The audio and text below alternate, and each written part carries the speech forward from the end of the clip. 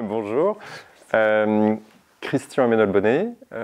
Donc je vous accueille dans notre propriété familiale de Crelé, qui est une propriété qui est dans la famille depuis quelques générations. On l'a reprise il y a quelques années. Mes beaux-parents, avant ça, étaient ici. Je suis le papa de 4 enfants et qui, pour certains, sont nés aux États-Unis, puisqu'on a habité quelques années là-bas. Donc on est très sensible aux histoires franco-britanniques et franco-américaines. Et on est très heureux de vous accueillir pour en discuter.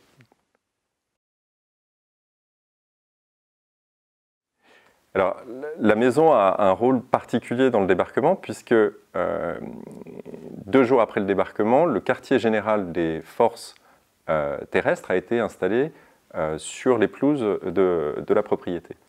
Donc Montgomery, qui dirigeait l'ensemble des forces terrestres, est venu installer ses caravanes en travers de la pelouse que vous avez vue tout à l'heure, et son quartier général, qui était un petit quartier général ramassé, assez mobile, s'est installé tout autour.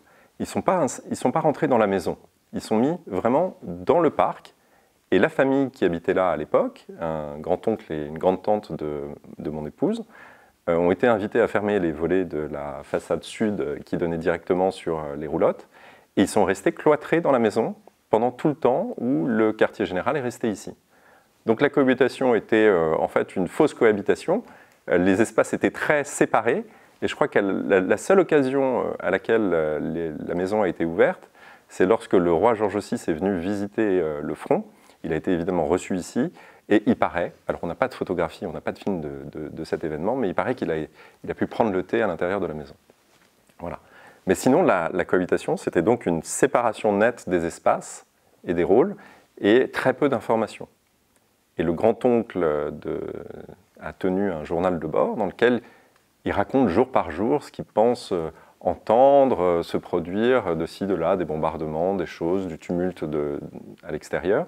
Mais il n'est pas du tout au courant de ce qui se passe et il n'est pas du tout au courant des visites qui sont organisées ici.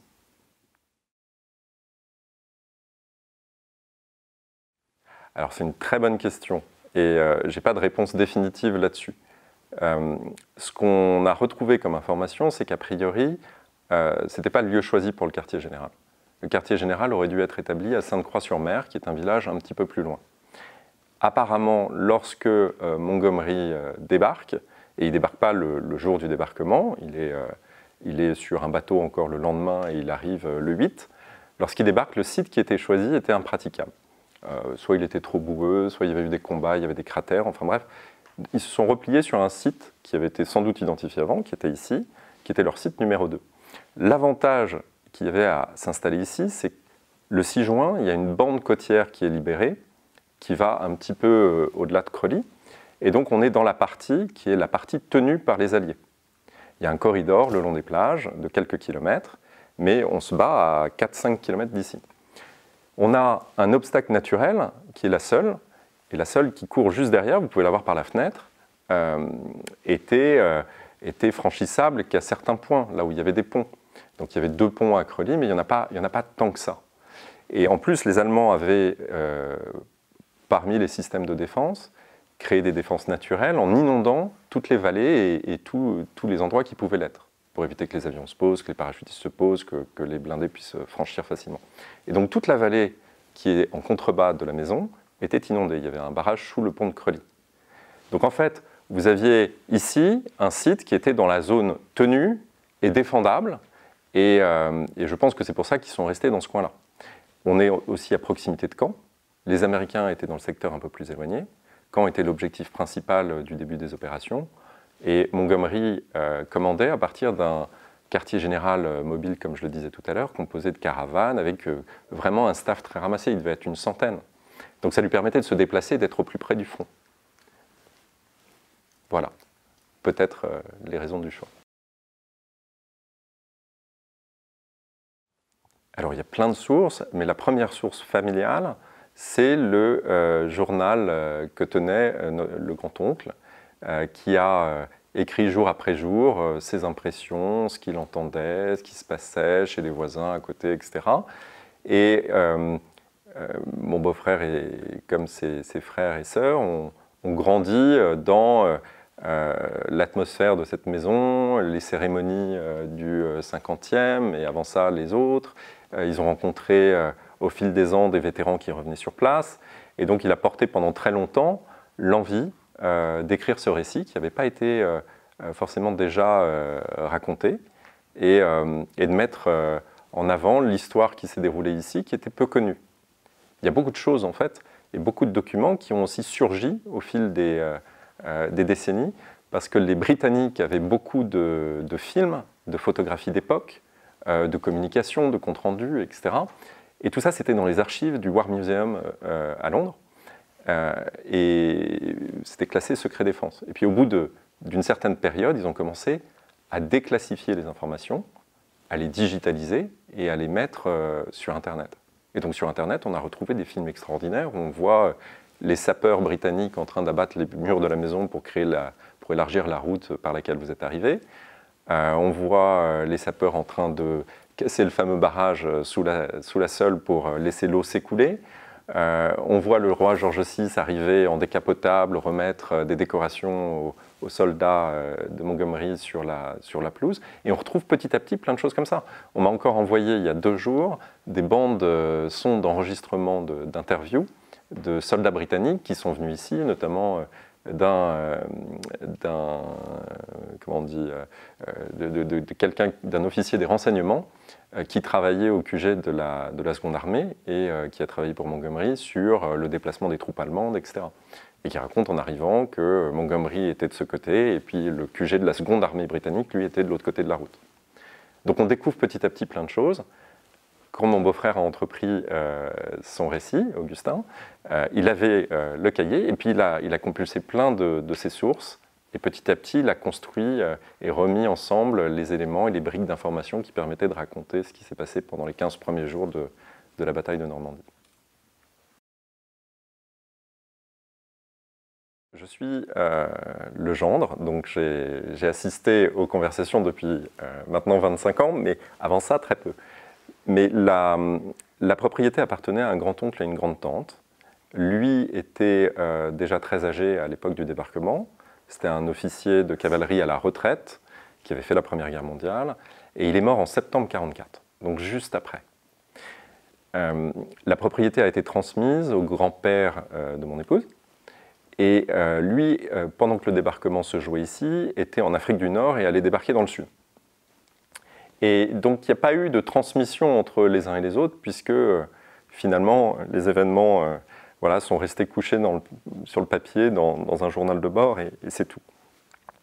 Donc, la trame familiale, le récit familial, ne s'est pas construit autour de la transmission de telle ou telle visite, de telle ou telle mémoire, pas du tout.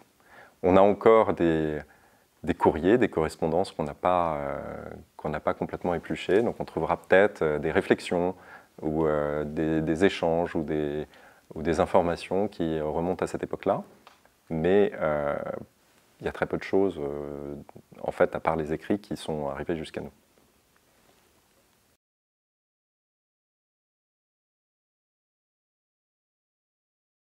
Et vous voyez, là, on est dans un des salons qui est côté nord. Et le camp s'était installé sur la pelouse qui est côté sud, donc qui est entre la maison et la pièce d'eau. Il s'était installé là avec 3 roulottes en travers de la pelouse, sous des filets. Il y avait une roulotte qui servait de centre de commandement avec des cartes d'état-major, etc. Il y avait une roulotte qui servait pour les transmissions, et il y avait une roulotte qui servait pour Montgomery, où il dormait, pour son quotidien. Et puis autour de ça, il y avait la défense, les autres officiers, etc. On avait un petit peu plus d'arbres d'un côté du côté de Creully de la propriété. Donc il y avait des tentes dessous, il y en avait quelques-unes ici. Donc vous pouvez imaginer que le gros était de l'autre côté de la maison, mais que tout autour de nous, là, il y avait un certain nombre de postes et de choses. Et d'ailleurs, après la guerre, même dans les années 80, on a continué à retrouver des tas d'obus qui avaient été à moitié enterrés, qui servaient à la défense du site. On a retrouvé tout ce que vous voyez dans les champs, les plaques, les grilles qui étaient réutilisées, des morceaux de cantine, du quotidien des soldats. Et puis plus récemment, on a trouvé d'autres choses parce que, en regardant les photographies, on a trouvé dans les archives du War Museum des photos avec des grands rassemblements de soldats, notamment une messe en juillet avec Montgomery qui était juste là, près du petit bassin qui est de ce côté de la maison. Et on ne comprenait pas ce qu'il faisait là. Et en fait, en cherchant, on s'est rendu compte que le quartier général de la seconde armée britannique était resté sur place. Montgomery est parti au bout de 15 jours se rapprocher des Américains, mais les Britanniques sont restés ici pendant 2 mois. Et donc, comme ils étaient installés là-bas, quand on creuse encore aujourd'hui à droite à gauche, on finit par trouver des choses. C'est une question à laquelle il est difficile de répondre. Ils ont vécu au milieu du centre de commandement. Autour d'eux, il y avait un va-et-vient incessant. Il y avait un axe de communication très important juste à côté avec, je ne sais plus, on disait 10 000 véhicules qui passaient à la tourelle qui est à l'angle du bois par jour. Donc ça a été un nœud de communication important. Il se passait quelque chose ici, ils s'en rendaient bien compte, je pense qu'ils étaient au courant. Il y a eu la visite officielle de Churchill qui est venu dans leur jardin, il y a eu la visite officielle du général de Gaulle, il y a eu la visite officielle du roi George VI, qui a quand même pris le thé ici, donc on peut imaginer qu'ils se soient croisés. Et Eisenhower est venu sur place. Voilà, je pense qu'ils ont été discrets, mais qu'évidemment, ils savaient, tout le village savait. Pour les besoins de service, il y avait à l'entrée un checkpoint, à la grille par laquelle vous êtes passé. Donc il y avait un checkpoint, et il y avait des laissez-passer pour les besoins du service de la propriété. Donc il y avait 3 ou 4 personnes qui pouvaient aller et venir par jour, pour la blanchisserie, les courses, enfin vous imaginez tout ce qui peut y avoir. On ne peut pas imaginer qu'il n'y ait pas eu, s'ils n'étaient pas au courant, des mots qui étaient glissés ou des questions qui étaient posées. Alors, de manière plus intéressante, après la guerre, d'ailleurs, Madame de Druval est restée, donc elle était veuve, et elle est restée assez proche du général Montgomery, enfin du maréchal. Et donc lui est venu pour des commémorations après-guerre, et quand il venait, son ordonnance envoyait une petite lettre, une chambre était préparée ici, et il dormait ici. Donc il y a eu une relation suivie d'amitié, et je dois avoir une photographie. Là, il lui a dédicacé cette photo qui est très gentiment dédicacée à Madame de Druval, Chatelaine of my Normandy home. C'est mignon.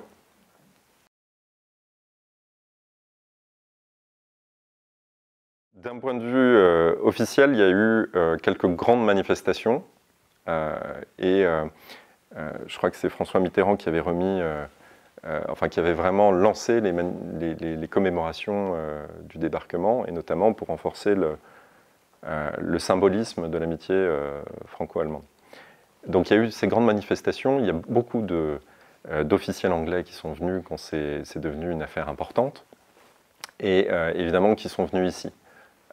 Mes beaux-parents ont reçu la duchesse de Kent ici, le prince, celui qui n'était que le prince Charles à l'époque, s'est posé en hélicoptère dans les champs là pour aller inaugurer le mémorial qui est devant les sapeurs-pompiers. Et il y a eu tout un ensemble d'événements où les officiels viennent, mais ils viennent avec du staff.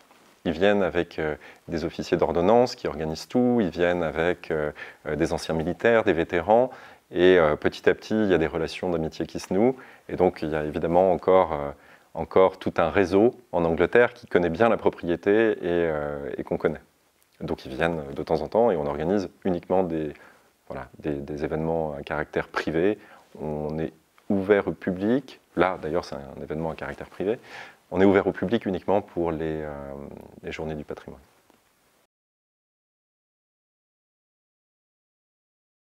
On a réfléchi à plusieurs choses et on en dira plus si l'une d'entre elles se précise. Alors vous, qu'est-ce que vous faites pour le 80e ?